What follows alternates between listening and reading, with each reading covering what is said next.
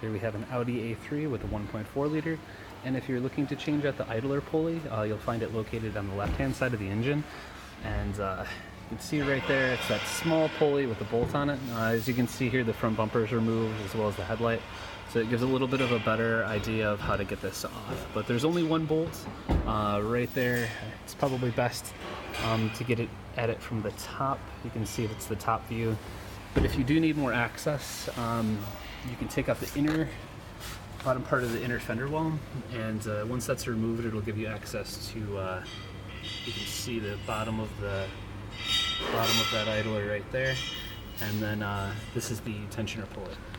So in order to remove the tension on the belt to take it off in the first place, you're going to have to put a wrench on it and basically pull it to one side.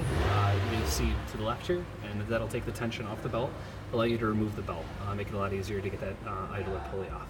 So if you have any questions or comments, feel free to post them below. Again, this is an Audi A3 with 1.4 liter. Have a great day, guys. Thanks for watching.